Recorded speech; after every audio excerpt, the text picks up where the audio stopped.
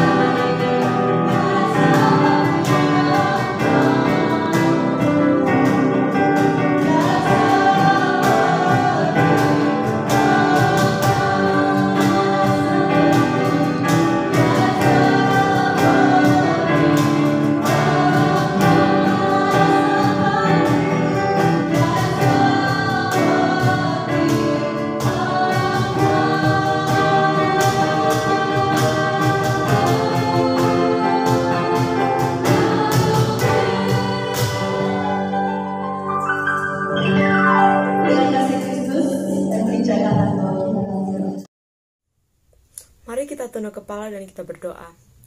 Bapa dalam kerajaan surga, di hari yang indah ini, kami bersyukur Tuhan, kami berterima kasih buat rahmat-Mu dan anugerah-Mu yang Kau berikan dan selalu baru dalam setiap kehidupan kami Tuhan. Saat ini Tuhan, kami mau memuji-Mu, kami mau menyembah-Mu Tuhan. Kiranya Engkau pimpin ibadah ini dari awal, pertengahan hingga akhirnya Tuhan. Biarlah nama-Mu saja yang dimuliakan Tuhan. Terima kasih Tuhan Yesus. Kami semeteraikan ibadah ini hanya di dalam nama Yesus Kristus. Kami sudah berdoa. Haleluya. Amin. Masih ada semangat sukacita lagi hari ini. Amin. Amin. Sukacita pada hari ini dengan sungai sukacitamu.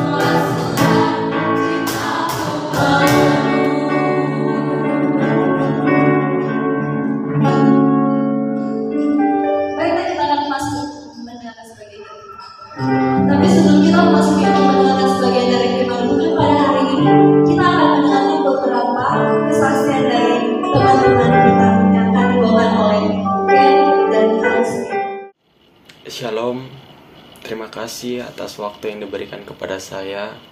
Perkenalkan, nama saya Ken Lawalata. Saya akan memberikan atau membagikan sedikit kesaksian tentang apa yang saya cita-citakan dulu waktu SMA. Puji Tuhan, saya lahir dan besar dari keluarga pendeta. Ayah ibu saya adalah seorang pendeta. Dan yang saya rasakan lahir dan besar dari keluarga pendeta itu adalah hal yang tidak mudah bagi saya. Karena saya seperti dituntut untuk menjadi seperti ayah dan ibu saya. Dulu waktu saya masih SMA, cita-cita saya adalah ingin menjadi seorang pengusaha. Karena di pikiran saya waktu itu adalah ketika saya ingin menjadi orang yang sukses, maka saya harus kaya. Dan karena kekayaan yang menjadi ukuran hidup saya, maka pikiran saya kalau uang itu adalah segalanya. Tetapi pada suatu hari ketika saya ikut bersama ayah saya ke suatu ibadah, dan pada waktu itu teman ayah saya yang berkhotbah, dia bilang bahwa ketika Anda hanya hidup untuk diri sendiri, maka Anda akan menjadi orang yang paling miskin di dunia ini. Hidup ini bukan hanya tentang kaya, tetapi kesempatan untuk berkarya. Dan firman Tuhan pada waktu itu dalam Galatia 6 ayat 10 adalah, jika masih diberikan kesempatan, jangan jemu-jemu berbuat baik. Dan jika masih diberikan kesempatan hidup ini adalah kesempatan. Dan pada waktu itu saya mulai berpikir kembali tentang cita-cita saya dan tentang ukuran hidup saya. Karena hidup ini bukan hanya untuk kaya saja, dan kekayaan tidak menjamin hidup kita bahagia. Mungkin itu sedikit kesaksian dari saya. Terima kasih. Shalom, saya Kalisteo Roseville. Saat ini saya ingin membagikan dan menyaksikan kebaikan Tuhan di dalam kehidupan saya. Saya bekerja sebagai guru dan saya membuka usaha les privat bagi anak SD dan SMP. Pandemi COVID-19 ini mengharuskan anak-anak untuk mengikuti pembelajaran melalui online, untuk menghindari pertemuan fisik ataupun perkumpulan. Dan hal ini membuat saya khawatir di awal-awal pandemi COVID-19. Saya berpikir bahwa kelanjutan usaha saya ini akan buruk dan saya tidak bisa mengajar les privat lagi. Bahkan saya khawatir anak-anak les saya mulai mengundurkan diri dan tidak lagi mengikuti les privat. Kekhawatiran saya itu terjadi. Saat itu, satu persatu anak-anak les saya, anak murid saya mulai berhenti untuk mengikuti les privat dengan saya. Dan bertambah khawatir lagi, saya berpikir bagaimana saya dapat mencukupi setiap kebutuhan-kebutuhan saya maupun keluarga saya. Saya berpikir jika saya tidak memiliki pemasukan, jika pemasukan saya berkurang, bagaimana saya memenuhi semuanya itu. Tapi Tuhan ingatkan saya. Tuhan begitu baik, Dia mengingatkan saya bahwa saya harus tetap mengandalkan Dia. Saya harus tetap mengandalkan Tuhan. Apapun yang terjadi, pengharapan di dalam Tuhan tidak akan berakhir sia-sia. Saya percaya akan hal itu. Dan itu membuat saya menguatkan hati saya lagi, meneguhkan hati saya lagi.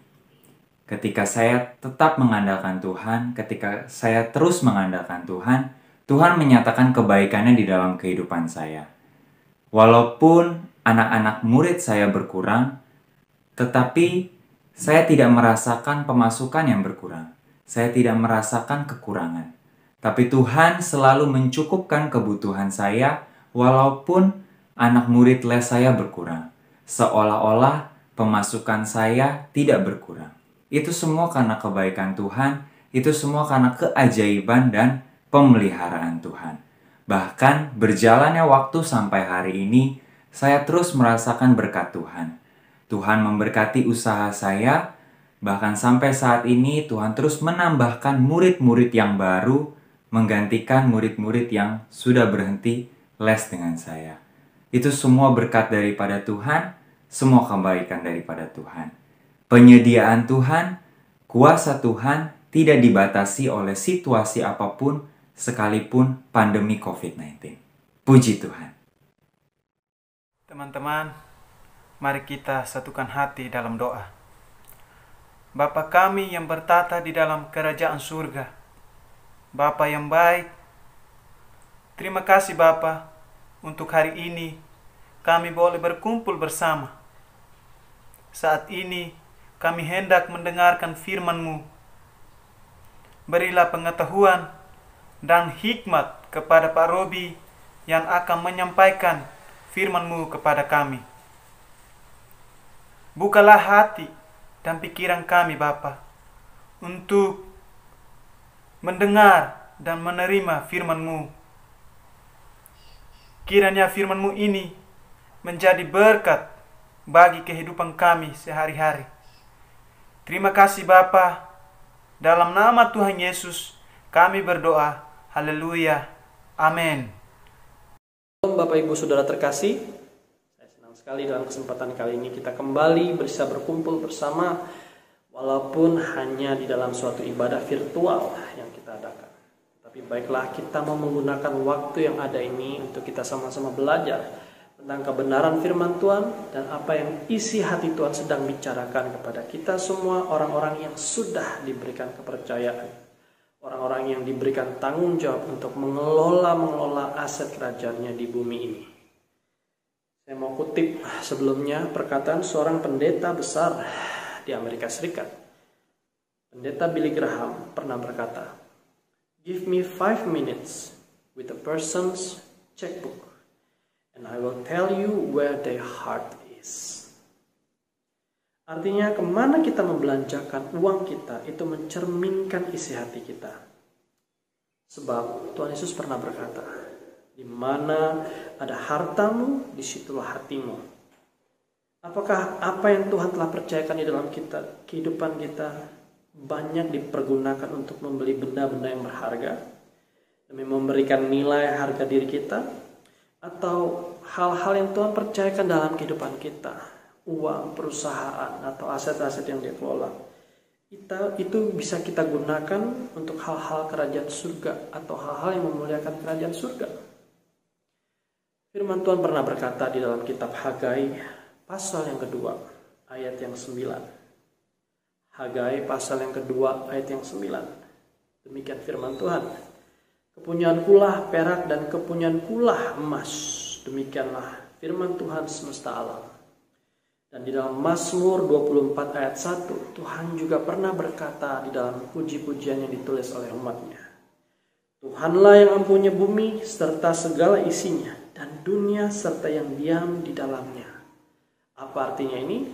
Tuhan adalah yang memiliki segala sesuatu yang telah Dia berikan. Dialah yang pencipta dunia ini. Dan dalam apa yang Tuhan telah ciptakan, Tuhan telah menempatkan semua manusia. Itu suatu kepercayaan. Renungan kita pada saat ini adalah bagaimana kita adalah pengelola, bukan pemilik dari apa yang Tuhan percayakan. Steward is not an owner. Kedua ayat yang tersebut saya kutip menunjukkan bahwa apa saja yang kita telah miliki sekarang, jabatan, bakat, keahlian, uang, harta benda, itu adalah kepunyaan Tuhan. Semua itu telah dititipkan kepada kita untuk dikelola dan dikembangkan. Tuhan punya kehendak dan rencana atas penciptaannya. Tuhan menginginkan semua ciptaannya dapat menggunakan potensinya dengan maksimal untuk memuliakan nama Tuhan. Suatu pemahaman yang salah jika harta atau benda yang kita miliki, yang saudara miliki, yang saya miliki, ini adalah kepunyaan kita.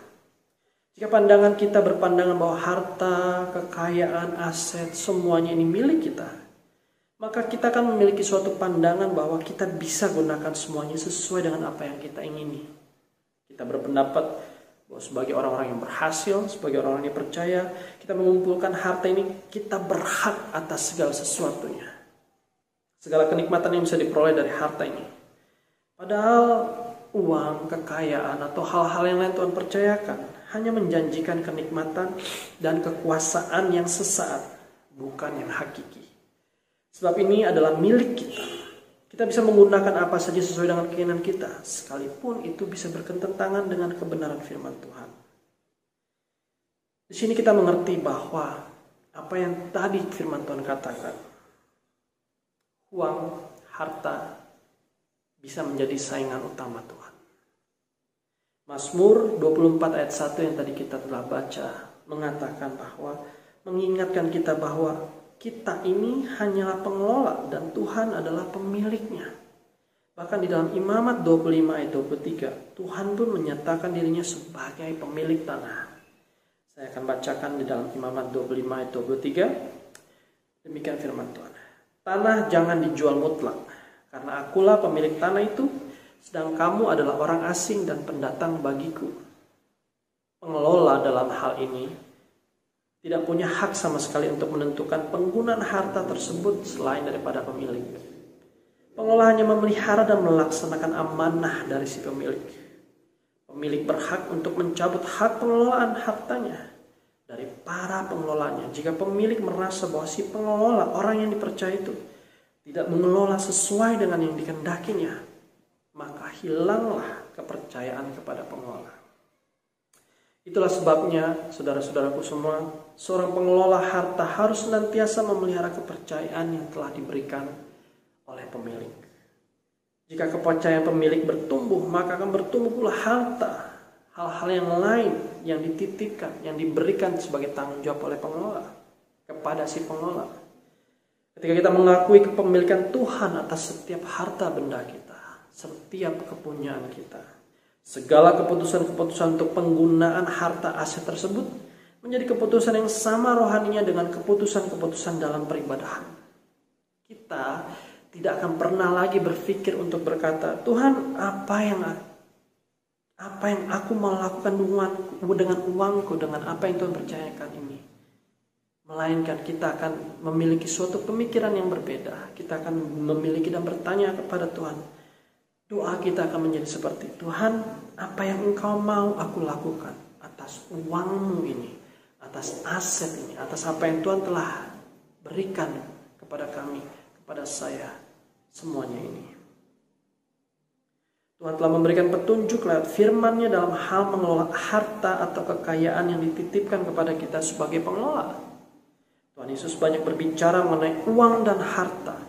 Maka dalam Alkitab itu berada seperti banyak sekali pengulangan-pengulangan kata-kata yang diulang.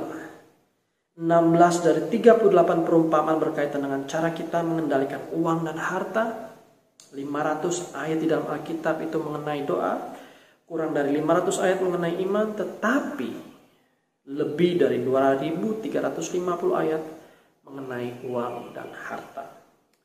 Firman Tuhan mengatakan di dalam 2 Timotius 3 ayat 16. Segala tulisan yang diilhamkan Allah memang bermanfaat untuk mengajar, untuk menyatakan kesalahan, untuk memperbaiki kelakuan, dan untuk mendidik orang dalam kebenaran. Sejak dari awal penciptaan di Taman Eden, Tuhan tidak pernah menetapkan bahwa semuanya ciptaan itu diberikan kepada kita. Dia tidak pernah berkata bahwa segala sesuatu yang diciptakan itu diberikan kepada Adam dan Hawa. Bahkan pada saat itu firman Tuhan menggarisbawahi, memberikan penekanan sebagai berikut. Di dalam Kejadian 1 ayat 26, demikianlah firman Tuhan. Baiklah kita menjadikan manusia menurut gambar dan rupa kita, supaya mereka berkuasa atas ikan-ikan di laut, burung-burung di udara, dan atas ternak, dan atas seluruh bumi, dan atas segala binatang melata yang merayap di bumi. Di dalam Kejadian pasal yang kedua ayat 15, Tuhan menegaskan kembali. Dia berkata, di firman Tuhan berkata, Tuhan Allah mengambil manusia itu dan menempatkannya ke dalam Taman Eden untuk mengusahakan dan memelihara taman itu. Doktrin mengenai penciptaan ini jelas meneguhkan bahwa Tuhan sedari awal ingin manusia menjadi pengelola, bukan pemilik. Sebagai wakil Tuhan yang wajib memelihara dengan sebaik-baiknya semua yang telah Dia ciptakan. Inilah yang disebut dengan apa yang dikatakan dengan teologi creation mandate. Kita diciptakan untuk mewakili Tuhan di bumi ini. Tuhan telah menitipkan kekayaan dari ciptaan-ciptaan ini di bawah penguasaan kita. Namun dosa membuat manusia bukan lagi menjadi pengelola. Manusia telah menjadi money lover, bukan money master. Hubungan manusia dengan Tuhan terputus. Manusia jadi sangat mengandalkan uang dan hartanya sebagai sumber kebahagiaan dan kekuasaan. Sehingga rasa aman terletak pada berapa banyaknya uang dan harta yang kita peroleh. Karena merasa hidup ini hanya sementara, setelah itu tidak tahu lagi apa yang akan terjadi, maka mereka memuaskan hawa nafsu mereka. Bahkan banyak orang juga yang dengan kelimpahan atau mengejar keuangan itu sendiri melakukan hal-hal yang tidak berkenan oleh Allah itu sendiri. Seperti korupsi, penipuan, eksploitasi, investasi fiktif. Semua itu dilakukan semata-mata demi memperoleh keuntungan, profit yang maksimal tanpa memikirkan hak-hak orang lain, tanpa memikirkan azas kebenaran. Bahkan melupakan rencana Allah di dalam kehidupan setiap kita. Inilah yang membawa banyak orang kepada zona atau situasi cinta akan uang. Firman Tuhan kembali di dalam 1 Timotius 6 ayat 10 mengatakan, karena akar segala kejahatan ialah cinta uang.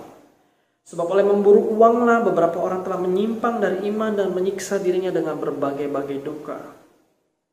Tetapi dengan adanya Tuhan Yesus sebagai juru selamat, semuanya itu bisa dipulihkan. Dengan menerima Yesus sebagai juru selamat kita, maka kita bisa dipindahkan dari hal atau zona kutuk ke dalam zona berkat. Bukan hanya menerima keselamatan kekal di surga nanti, tetapi juga masuk di dalam zona berkat rancangan ilahi. Ada rasa aman di mana kita berhak atas janji Allah. Dia yang tidak pernah lalai dalam menepati janji untuk memenuhi setiap kehidupan saudara dan saya. Matius 6 ayat 25 berkata, karena itu aku Yesus berkata kepadamu, janganlah khawatir akan hidupmu, akan apa yang hendak kamu makan atau minum, dan janganlah khawatir pula akan tubuhmu, akan apa yang hendak kamu pakai. Bukankah hidup itu lebih penting daripada makanan, dan tubuh itu lebih penting dari pakaian?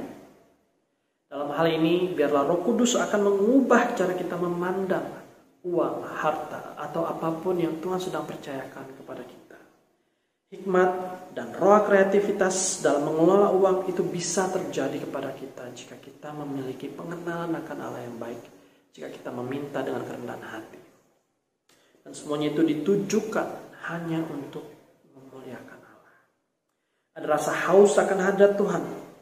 Kita bisa berhak atas segala janji-janji Tuhan yang dijanjikan kepada Allah nenek moyang kita, kepada nenek moyang kita, Abraham, Ishak, dan Yakub.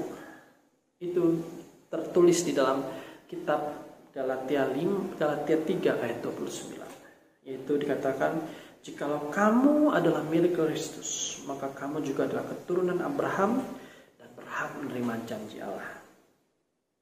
Sebagai kesimpulan, memang hidup ini membutuhkan uang. Tetapi uang bukan segala-galanya yang kita butuhkan. Terutama juga bukan uang yang menjadi pengendali kehidupan kita. Kita yang harus mengendalikan sebagai pengelola, sebagai orang-orang yang dipercaya oleh Tuhan. Biar kita tetap menjadi pengelola yang dapat dipercaya dan diandalkan Tuhan. Jangan mau terjebak dalam obsesi untuk mengejar kekayaan. Tetapi kejarlah kepercayaan dari Tuhan. Kekayaan itu adalah buah dari ketaatan dan kejujuran dalam mengelola harta sesuai dengan kehendak pemiliknya, yaitu Tuhan.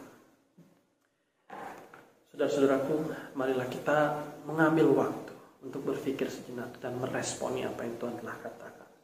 Bukankah semua yang Tuhan telah berikan di dalam kehidupan kita adalah anugerahnya? Bukankah semua yang dipercaya, bahkan hal-hal yang seperti kita bisa menikmati, itu adalah bukti kasih kita kepada Dia? Marilah kita mengambil momen dalam ibadah kita saat ini. Momen di mana kita mau menyerahkan dan berkata kepada Allah, Tuhan, Engkaulah pemilik dari segala sesuatunya. Aku adalah orang-orang yang Kau percayakan. Buatlah aku hamba-Mu ini, buatlah kami hamba-Mu ini menjadi orang-orang yang bisa dipercaya, orang-orang yang bisa yang diberikan tanggung jawab dalam pengelolaan. Tuhan, aku berdoa menyatakan kebenaran firman-Mu yang telah Kau sampaikan bisa menjadikan kami, mengubahkan kami, dan memberikan kami kembali hati untuk mau diberikan kepercayaan oleh Engkau, menjadi orang-orang yang bisa berlaku yang baik untuk mengelola hal-hal yang telah Kau berikan. Terima kasih. Di dalam nama Tuhan Yesus kami telah berdoa dan telah mendengarkan firman Tuhan. Amin. Terima kasih. Shalom. Sungguh luar biasa firman Tuhan yang bersama memberkati kita pada hari ini. Baiklah, tiba saatnya kita akan menutup ibadah kita pada hari ini. Mari kita siapkan hati kita dan kita menaikkan bersama-sama. Oh,